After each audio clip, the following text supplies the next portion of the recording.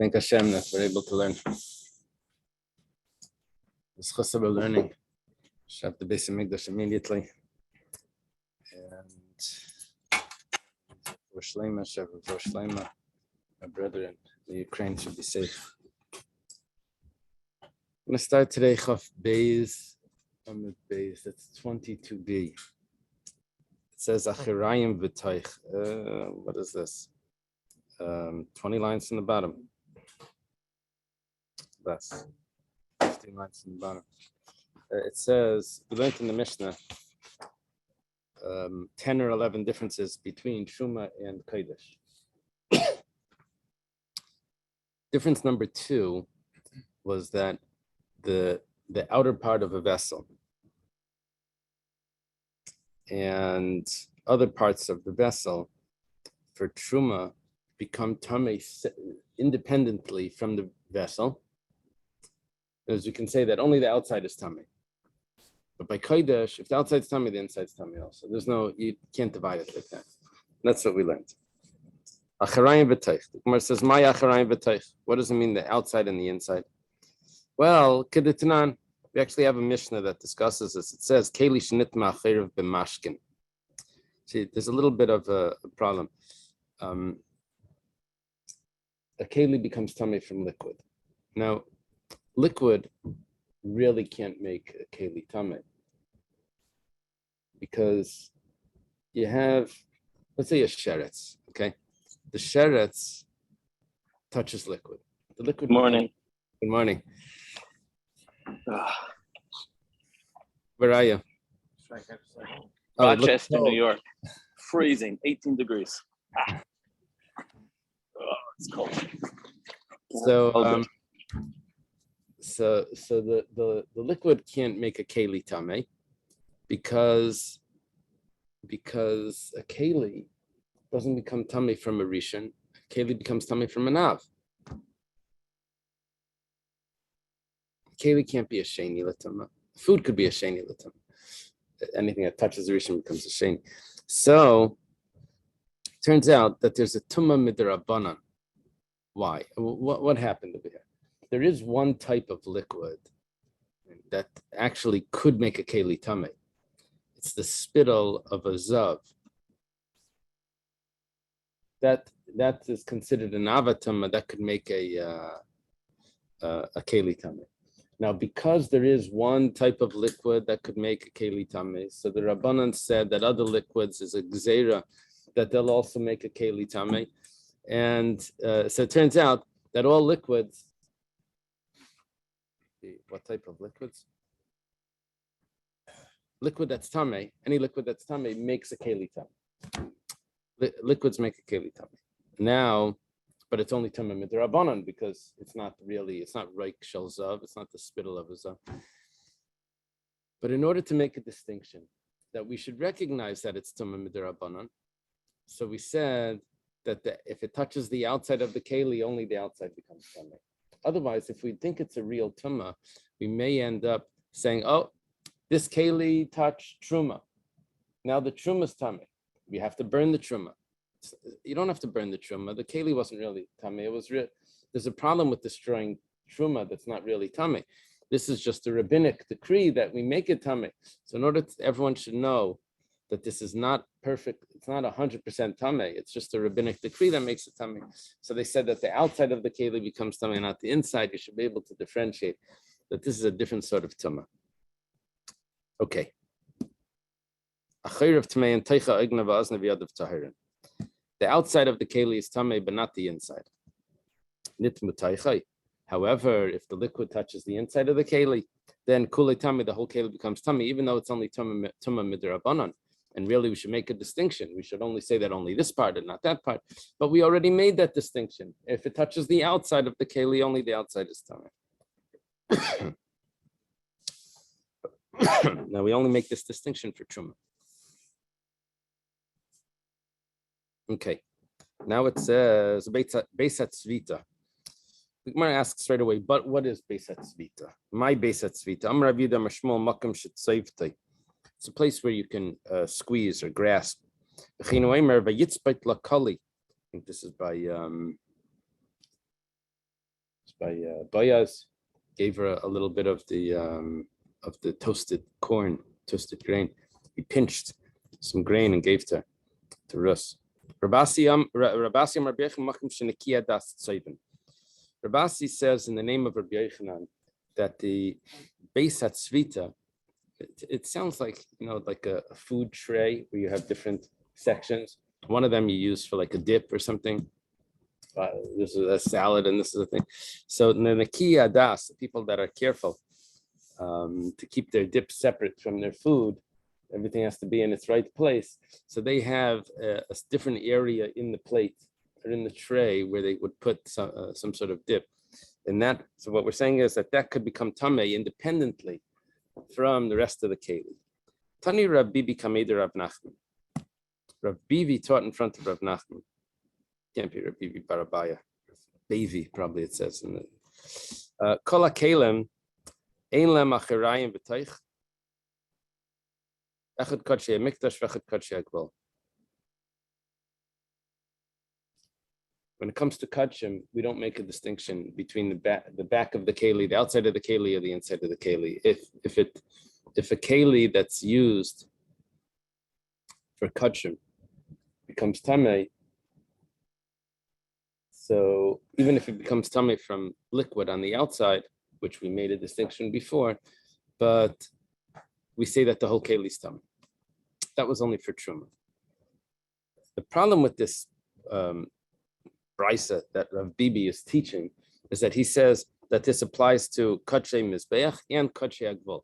Kodshei Agvul means things that are consecrated in the whole country.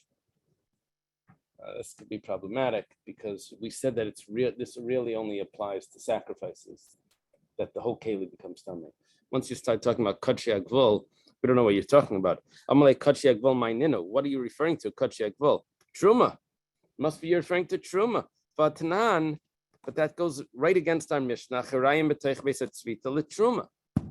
There is an outer part of the keli which is independent of the inner part of the keli, and there's a base at tzvita for truma. Now you're telling me that it's all one keli for truma.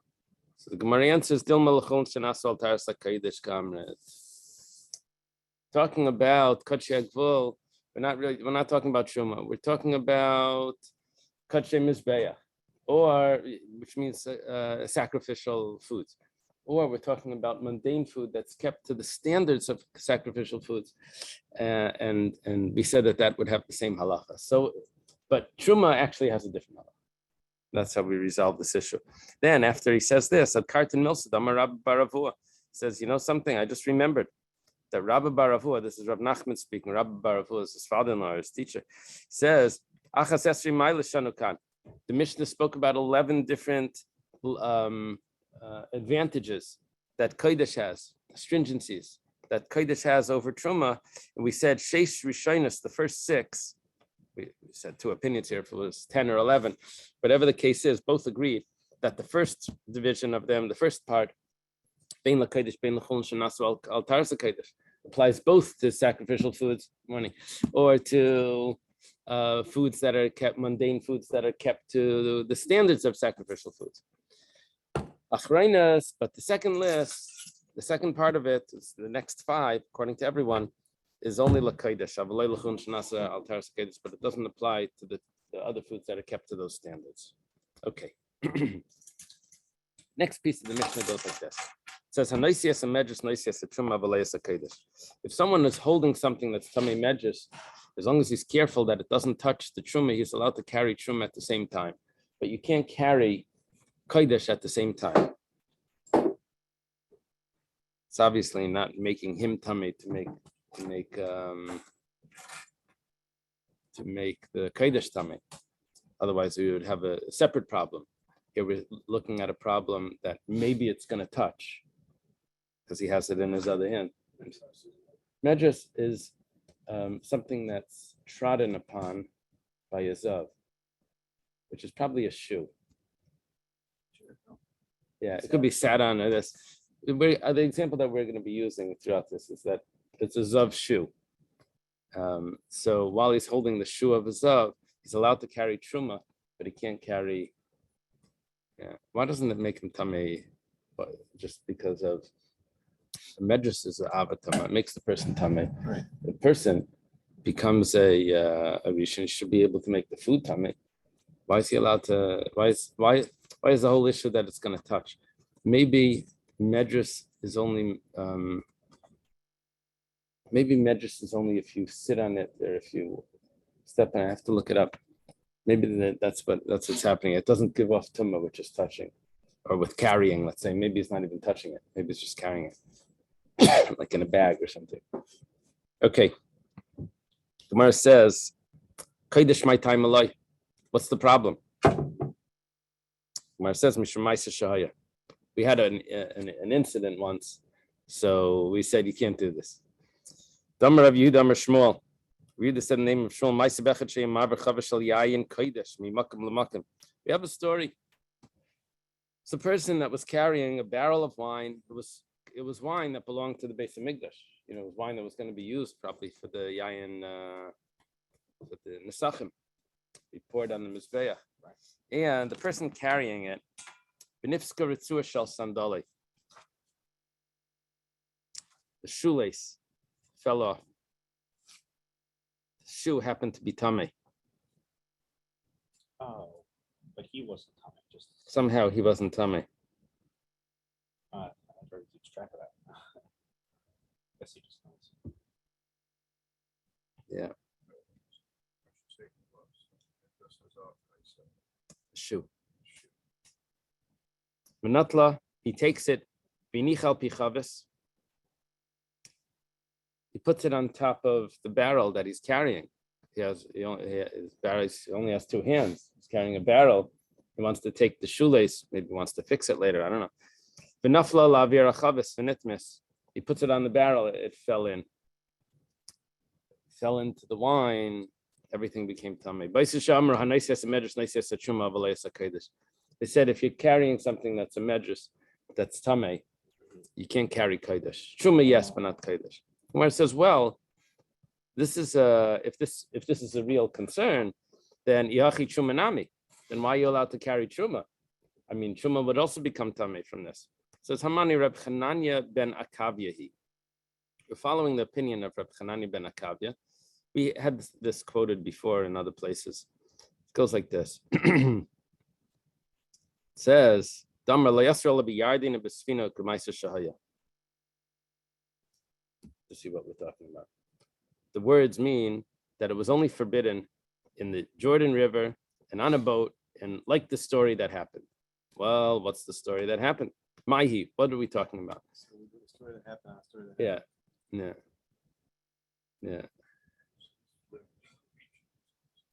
Yeah, that's what it means. Yeah, they would tell me in school that my teacher would say a story. So then he says, Maisa Guerreras Maisa. And then he would tell me another story. That reminds me of something else. Okay. So, what's the story? The Tanya, we have a brisa. Person should not carry the water of the paraduma, the mixed water. You shouldn't carry the ashes of the paraduma before it's mixed. You shouldn't carry it over the Jordan River and on a boat. You shouldn't even throw it over the river, like sprinkle it over the river for someone on the other side. And you can't let it float over the river. You can't ride it through the river on an animal. Can't put it on his friend's. I guess it means he can't ride on his friend's shoulders. The only way you can get it across the river is if you're actually walking. But you're allowed to walk it over a bridge. It doesn't matter which river. We shouldn't be taking it over any rivers if the feet aren't on the ground. Rabbi Chananya ben Akavya says, the whole prohibition is only on the Jordan River. Well, because of a story. In a boat, the Jordan River, because of a story. Well, my Ma'aser Shaya, what was the story? Dam Rav Yehuda Rav. We have the story was told over by Rabbi Yehuda Rav. Before it was the story with the barrel of wine. with the shoelace, that was Rabbi Yehuda or Shmuel. Rabbi Yehuda learned by Rav and he learned by Shmuel. First he went by Rav, then Rav passed away, and then he went to Shmuel. So he told us the first story, and now he's telling us the second story from his second teacher, from his first teacher. He's going back to Rabbi Yehuda or Rav. There's a story. There was a person that was taking the water for from the paraduma, the mixed ashes and water, and the ashes of the paraduma. He was going over a boat, and it was going on the yard. He was going in a boat over the yard. Turned out that on the boat was a little portion of a corpse, the size of an olive. And because he had gone over that, getting in the boat, he'd gone over that, so it becomes tamei and was not usable. They said, don't go on the boat with mechatas. Now, Rabbi Chananah ben Akavya says that when you make a decree like this because of something that happened, you only make a decree on exactly the story that happened. You don't extend it more than that. That's the case. So the decree that we were discussing before was that someone was carrying wine of Kodesh, and he broke his shoelace, and the shoelace fell in. So, yeah, there's a discussion why the shoelace would be tamei if it's broken. Maybe it's part of the shoe. There's a discussion here, but whatever the case is, it falls in. But that was only by Kodesh. Rabbi Chananah ben Akavya would not say that we extend that to Truma as well. Just like he didn't extend it to any other rivers by the Efer Para. He said it happened in the Yarden. We don't do it. We don't do the Yarden. Okay. That's how the way he views decrees. Maybe it's just more scientific. When you move it to something else, you have more variables here. Is there Only any exactly other, that.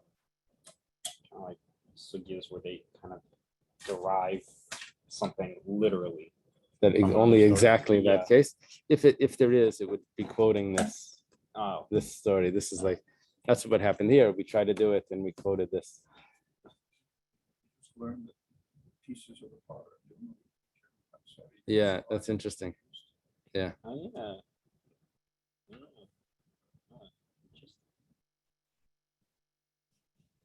Yeah. Taisus mentions that what about the people that argue, the sages that argue with Rabbi Chananah ben Akavya? They hold that the decree was on other rivers. Would they extend the decree over here to more than Kodesh and even to Truma, that you can't carry Truma? Because you see, we're not so restrictive when it comes to decrees. So we'll extend it to other things. Taisus says no, that they won't do that.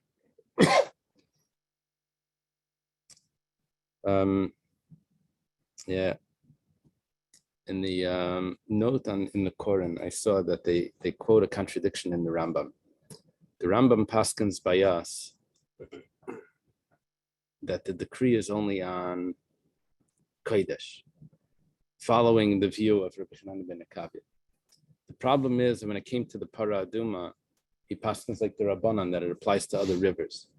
So that's an inconsistency in the Rambam's psak. And you have to figure that out. Unless the way what we just said from Taisvis is that, well, even the Rabbanan would really agree over here. And really the Rambam just paskins like the Rabbanan. Okay. Iboilahu, I have a question. Sandal Tameh. The case that we were talking about was obviously the shoe was Tameh. And the question is, Sandal Tar Mao.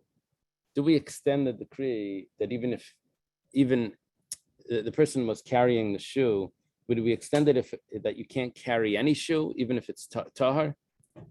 Then we ask, Chavas Psucha. Obviously, the case over there, the barrel was open on the top. Chavas Stuma Mahu. Let's say the barrel is closed on the top. Would that also be a problem? We say that even if the barrel is closed, the same thing would apply. Over V'nasamau. Now here we ask an interesting question.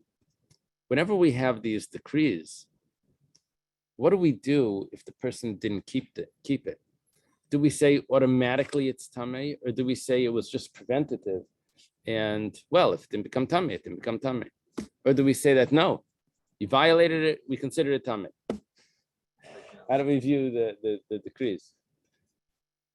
We don't put food in the Right. That was a concern. And what we said is that it would, if it touches it, we'd consider it tummy. So at the end, you put your foot here and kind of, Doesn't become tummy unless it touches the. it's all over. Yeah. The question is why we're only asking this here. That's an interesting question. Over Vinasa. What about all the other cases? Yeah. This is sort of like, the speed limits in driving, even though they started because of the oil embargo. But Oh, they, is that right? I didn't even know that. yeah, because of the Amount of oil. the amount of oil that it's what's it called? It's 4 times it's not right, it's squared. The faster you The drive. faster you go, the more gas you use. It doesn't work just like doubling it. It's squared, but it saves lives. So if a person is speeding, we pull them over. He said, look, the whole reason why you're not supposed to speed is because people could get hurt. Look, nothing happened. So why are you giving me a fine? You go through the logic of it. So that's not how it works. There's a red line you crossed and it doesn't matter. Right. So over V'nasamau, someone violated the decree. But what do we say? Do we say that it's tamei? So, okay, Rabbi Amar Mava V'nasa tamei. We say that, yes, we do say that it's tamei. Reb Zera Mava V'nasa tar. Zera says that, nope, it's tar. Rabila we had earlier, if you remember, Rabila was the one that was discussing the weight of the inner vessel pressing down on the outer one. He said it would be a chatzitz. Okay. Another thing that we said was kelim anigmarim betara. If vessels are completed in purity, so for truma that's good, but for kodesh you still need to. You want to turn on this light. Somehow it makes it a little brighter. Does that help? No. We have to come sit in there. So if it's completed in impurity, there's a distinction between kodesh and truma. The Gamrino man who finished off the vessel, the way it works with the vessel becoming tamei is that during the process of making it, it's tahar. It's only when the vessel is completed, you say, now it's usable, now it's the end product, now it could become tamei. All of the how do you say the goylam, the matter, the material, the unformed clay doesn't become tamei, or the metal. It has to be finished. So once it's finished, for kodesh, you have to put it in the mikveh. If we say we're talking about that it was made by someone that's very careful with tumah and he's made sure that it doesn't become tamei. Lamalu tefillah. Why should you have to put it in the mikveh? This person is careful, but you have to put everything. Ela de gamrino amaretz. It must be that it was completed. Who made the vessel? Who was the craftsman? It must have been an amaretz. So then the Gemara says, "Nigmar and betara karlu." That's what you call was completed in purity when it was an amaretz that finished it. Of course, you have to put it in the mikveh. Amar Rabba Bar Shila, Amar Rav Masna, Amar Shmuel. Leilam de gamrino chaver. We're dealing with that it was completed by a chaver. It was completed by someone that's careful with purity. But we have a problem that there was spittle from an amaretz that went on it. And we have this concern that spittle from an amaretz could be a zav, and it could be that it makes the keli tamei. Gemara says, well, 1 second.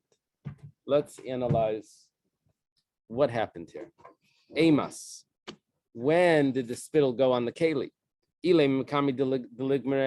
Do we say that it fell on it before the vessel was complete, while it's still in it unformed?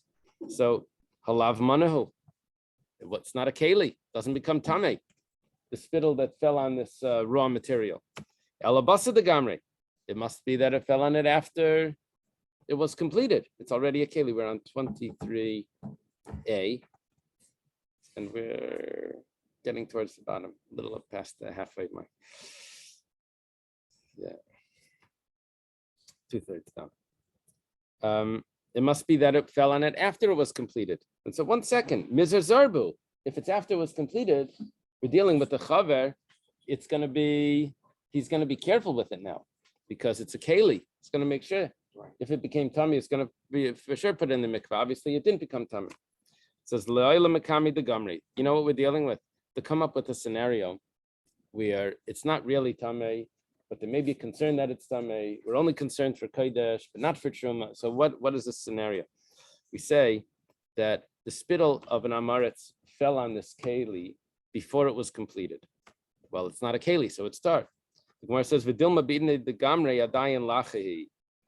Maybe he then goes and completes the keli. And we're concerned that the spittle may have been still moist. If it's still moist, it's got liquids of a zav is going to make the keli tamei if it's still a liquid, if it's still moist. Fell on it before it was completed. That's our concern. The Gemara says, well, this is very interesting. What are you requiring? For Kodesh, we require that it gets put in the mikveh. Tvila in Herav Shemesh Lai. You see, when you put a keli in the mikveh, you have to wait for nightfall to be able to use it. And you didn't require that here. You just said that you have to put it in the mikveh. What happened to Herav Shemesh? The Gemara says, Masnisin Delek Rabbi Eliezer.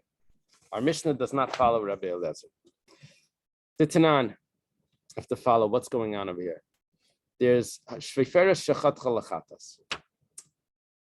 If there's a little Shviferes, a tube, that was intended to be used for the ashes, it was like a little vial. It was going to be used for the ashes of the paraduma. So it was cut to a certain size. It was going to contain in this tube, probably a reed sort of thing. Rabbi Lezer miyitbal miyad. Lezer says, toivel the keli, toivel this little vial of that's going to be used right when you cut it, right when it's made, and that's good. Rabbi Yeshua yitma v'achakach yitbal. Rabbi Yeshua says no. First you make it tamei, and then you toivel it.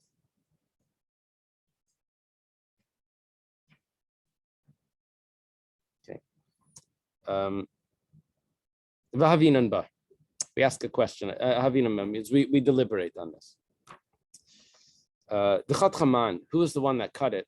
That you're saying that there's a machlekes here. If you make it tamei and then put it in the mikveh, I guess I should add in here that what's our issue? There was a big political machlekes between the Tzedukim and the Perushim regarding the paraduma. The Tzedukim held that it needs to be done. They were very careful with purity. They said that it needs to be done. The paraduma needs to be done by someone that has gone to the mikveh and has waited for nightfall. It has to be perfectly pure. Mm-hmm. And the Perushim said, actually not. Once the person goes to the mikveh, even though he didn't wait for nightfall, he can still do the preparation for the paraduma. So, because this was a political machlekes, the Perushim made sure, the rabbis made sure that they would actually make a person tamei, put him in the mikveh, and have him do the preparations for the paraduma to make sure that we're not following the tzedukim specifically just for that. Now, because they would actually make a person tamei, put him in the mikveh, people might think that you could be lenient about purity when it comes to the paraduma. So they made a crazy amount of other stringencies as well, to let you know that we're not taking this lightly. We're just this one thing. We have to make sure no one follows the tzedukim. Okay. Is it also make sure that that guy doing it is not a tzeduki? Oh, that's interesting. Yeah, I didn't know if it was just that. Yeah, I don't know. And you might have that a little bit, right? I don't know if that would matter. Let's say he is a tzeduki. Mm-hmm. Yeah, I don't know if that would matter. I don't know if that, like the Kohen Gadol shouldn't be a tzeduki. That was like an issue. That was a service. Or maybe not. Maybe you're right. Okay, so so what's going on over here is Rabbi Eliezer says you put it in the mikveh. Rabbi Yeshua says you make it tamei and then you put it in the mikveh. We said 1 second. Who was cutting this vial, this reed to make it into a vessel? If you say that it was cut by someone that's careful with the laws of purity, why does he need to go to the mikveh at all? It was pure anyway. It must be that it was cut by someone that's an amaretz, and an amaretz touches a keli, we consider it tummy. So Baha, Lema Rabbi Yeshua Yitma the Yitbal, if it was cut by amaretz, Rabbi Yeshua says you have to make it tummy. It's tummy already. Hatami v'kai. And now the amaretz is the person that's not careful with the laws.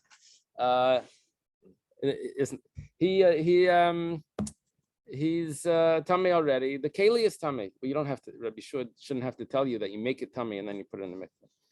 Okay, so that was what we were deliberating on. And va'amar Rabba bar Shila amar of Masna mar Shmuel, same group that we mentioned before. Lailam dechat chachaver. We explained it that it was cut by a chaver. Sounds like everything should be good. Why should you put it in the mikveh at all? Mishum tzinura da'amaretz tinafal. And the concern was that maybe some spittle from the amaretz went on it, and we're concerned that it made it tummy. Amos, when did the spittle go on this little reed or vial? If we say that it fell on it before it was cut, well, halav manahu, it wasn't a vessel at that point. It wouldn't make it tummy. We're going to say exactly the same answer that we said before. Elabasa dechatcha. Must be that we're talking about that it's after he cut it. After he cut it, we said it's a chaver. Mizar zarba. He would for sure be careful. It was before it was cut. That's when the spittle went on it. Maybe at the time that it was cut, it was still wet, still moist, and it made it tummy. Or you swim with a certain amount, or even a masha. Even a masha. Yeah. It's impossible. Yeah. How are we gonna know? Yeah. Especially today, we can wear airborne. Right. services. Right. Who knows? It would only be we only deal with things that are visible. So it's not, now it's not a masha. Yeah. Right. So, Bishlam Rabbi Yeshua. Now, what were we doing over here? We wanted to put it in the mikveh, and we wanted to put it in the mikveh, and then to use it right away before Herav Shemesh. So we say, according to Rabbi Yeshua, Hainu the Ika Hekera L'Tzedukim. What's the heker? We make it tamei. We put it in the mikveh, and we don't wait for nightfall. And we use this vessel. It's very clear that we're doing things that the Tzedukim would not agree with, and that's what we're happy about. The Tanan started in the Mishnah.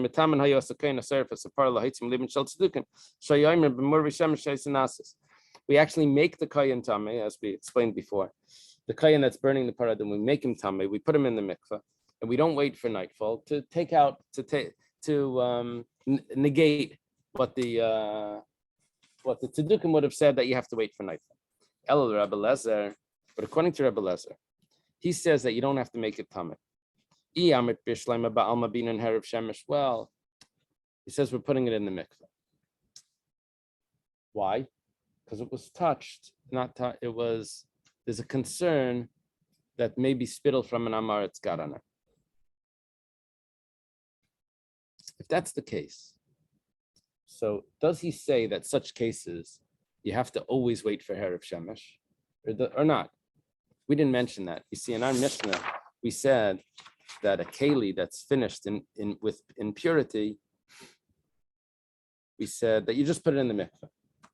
We didn't say that you had to wait for Herav Shemesh. Now, But for truma, it's not the for case. truma, you don't have to do anything. For Oh. kodesh, for a sacrifice, you just put it in the mikveh. It's an extra stringency. It wasn't really tamei. It was a concern that maybe spittle from an amaretz got on it. And okay, before it was a keli, and then it was still moist. So you don't have to wait for nightfall. But if Rabbi Eliezer would hold that normally you do have to wait for nightfall, but because now we're dealing with the paraduma, but now we're going back to the case of this little reed that was being cut to size, because now you don't wait for nightfall, then Hainu de Kekera Tzedukim. Very interesting. we're showing that you don't have to wait for nightfall when it comes to the paraduma, which is negating the opinion of the tzedukah.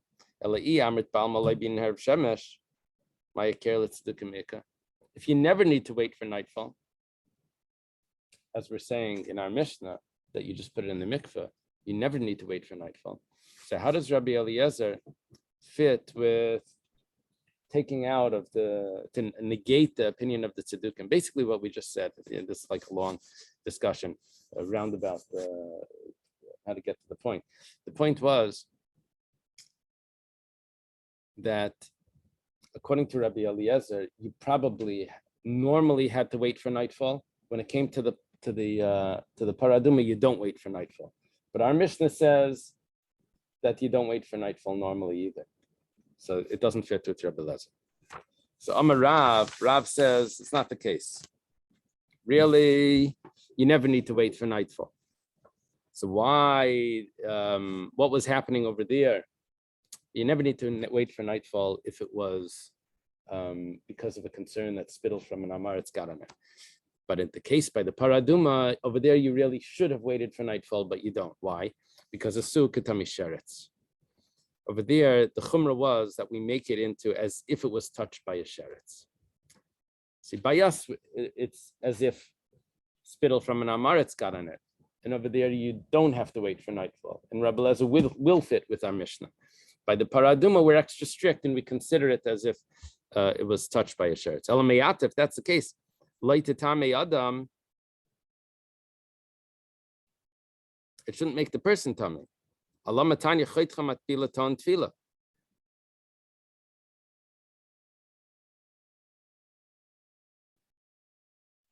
We're making that the vessel is a tummy sheretz. The problem is that we say that the person also has to go to the mikveh, the person that cuts it. Now, if the vessel, that vial that was cut to size, is, we imagine that it was if it would touch the sheretz, then that becomes a rishon l'tama. A rishon l'tama, a first level tama, does not become the first offspring of tama, does not make a person tame. Why do we say that the person has to go to the mikveh? The Gemara changes it, adjusts it. Ela kasui ketami meis. You know what we did? We made that little vial with a stringency as if it touched the corpse. Oh, it touched the corpse. Now a person touches something that touches the corpse, then he's very tame. Ihachi, if that's the case, then you need the sprinkle on him, not just go to the mikveh. The Mishnah said only that he goes to the mikveh. The Brisa says he goes to the mikveh. He didn't say that he has to get sprinkled by the paraduma. So it says Ella asur ketami meis b'shvi shalai. Okay, we're adjusting it now. We make it as if he's a tami meis on the seventh day that the sprinkling was done already. This is 1 second. This is getting like a little bit out of a lot out of control. Like politicians, if you give the rabbis too much power, forget it, they go out. It says V'hatanya, I hear V'hatanya mi'olam leichidshu davar b'para. The problem is we have a statement. We did a lot of like wild decrees when it came to the paraduma, the red heifer, but we never made up anything. We only said, well, we'll consider it as if maybe this happened or maybe that happened. But now we're making up like a brand new law. We're making it as if it's the paraduma, it's as if it was touched by a tamei mason. It's on the seventh day. That's all like an impossibility. Those are new.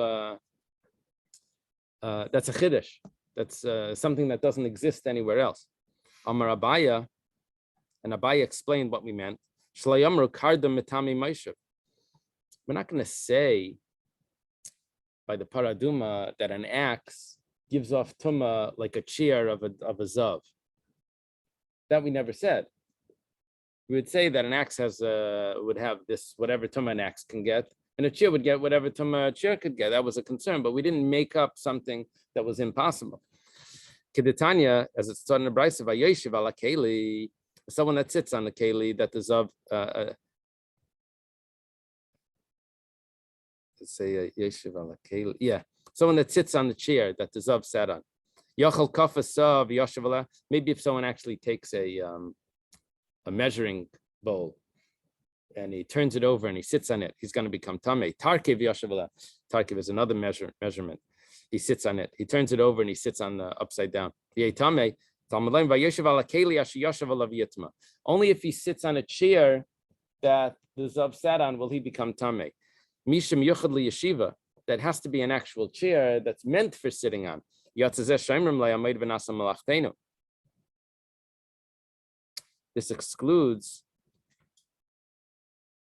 excludes if someone is sitting on something that's not meant for sitting on. So any item that's not meant for sitting on, how do we know if it's meant for sitting on or not? Well, if a person can come over to you and say, can you get off my briefcase? I need to get my work done. So then that means that wasn't meant to be sat on. So, but no one's going to come over to you if you're sitting on some sort of bench. You say, can you get off the bench? I need it for that bench is for put my briefcase on.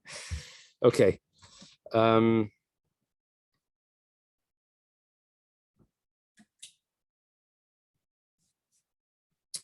is, how did we answer this?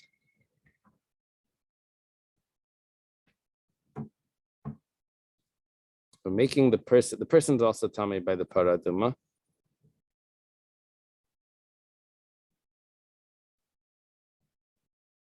Oh, I guess what Abai is doing is Abai is giving us the answer. We're not changing the type of tumah that's possible to go on something. We're still saying that this could have become tamei because this was eligible or susceptible to tumas meis. This keli could have been tamei meis, and a person touches it, he would also be tamei. It's fine. So where did we say that you're not mechadish anything by the paraduma? Is to say that something that could not become tamei is yes becoming tamei. That's the way Abai explained it, and therefore, what it leaves us with is that the Mishnah could actually be Rebbe Lezer. And why by the paraduma do we say that really you should be waiting for nightfall? It says that we made a decree that it's a different sort of tumah. Okay. Hakeli mitzareth masha b'seichel l'kodesh avalei l'tshuma. If you have food inside a vessel and the food becomes tamei, part of the food becomes tamei. So if it's kodesh, if it's sacrificial food, then we say all the food is tamei. If it's truma, we say no, only the part that became tamei became tamei. Say it's like grain or something.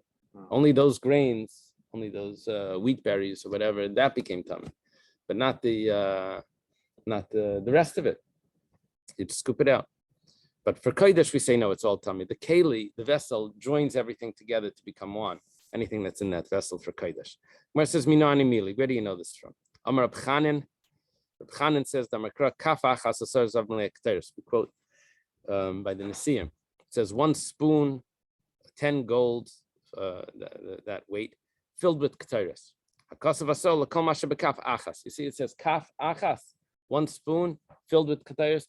What it's doing is it's making everything in there as one entity, and therefore it would all become tamei when it comes to kodesh. Masav Rav Kana has a question. It says, Hoysif Rabbi Akiva haseles v'akteres v'albayna v'agachalim shimnagat ful yaim b'miktzasei pasalis kulei. Rabbi Akiva adds that if it's full yaim, someone that went to the mikveh but's waiting for nightfall, if he touches flour or ketores or the frankincense or the coals, they all become tamei. The whole thing becomes tamei. Problem is, his question is, Rav Chanan gives me a pasuk that says that the spoon joins everything together to become one. Rav Kana quotes a brisa that says that the joining together to become one is rabbinic. So how could Rav Chanan tell me that it's deraisa? How do you know that it's all rabbinic? Let's go on. Mimai. Midaktani Reisha, hey, Reb Shimon ben Beseira. Reb Shimon ben Beseira testified, it started off that Reb Shimon ben Beseira testified about the ashes of a paraduma, that if someone tamei touches part of it, they all become tamei. And then Rabbi Akiva adds to that, that means that this whole thing is just rabbinic law, because Rabbi Akiva is adding this testimony from Reb Shimon was really rabbinic law, and Rabbi Akiva is adding to it. So why is Rav Chanan saying it's a daraisa? Amrei Shlakish Mishum Bar Kapara, Leinitzchel L'Shiari Mincha. But we're really talking about, you're right, if it would actually be something that needed a vessel, it would be a daraisa. But what are we talking about when it's rabbinic? That's talking about shiari mincha. What's left over from a mincha that doesn't require a vessel. If it doesn't require a vessel, so then the vessel doesn't combine it. Only rabbinically. Okay, daraisa tzarich lekeli hakeli mitzarfei. According to the Torah, anything that requires a vessel, the vessel combines it. Shein tzarich lekeli, if it doesn't require a vessel, for example, left over from a meal offering, ein keli mitzarfei. Vasir Rabbanan v'gazru, the Rabbanan came along and they made a decree. Dafagav dein tzarich lekeli keli mitzarfei. The vessel combines it. Gemara says, Teinach silas k'teres, Teinach silas. I understand by flour, but k'teres levayna maya klamema. When it comes to the incense, when it comes to the frankincense, there is no leftover of that doesn't require the vessel. It was put in a vessel, and that's what was done. Amar Rav Nachman, Amar Rav Bavu, Savan al Gabi Kartavla, talking about that it was put on some sort of leather. And what we'll say is like this: Deiraisa, according to the Torah, yesh leiteich mitzaref, ein leiteich ein mitzaref. Only if it would have a receptacle would it join everything together. But if it's on this sort of leather, piece of leather, the rabbis instituted, even if it doesn't have a receptacle, it's still joined together if it's on the same piece of leather. And this argues on Reb Chanan, Reb Chanan that says that it's a daraisa. He argues on Reb Chia Barabba about joining one vessel, joining all the food together.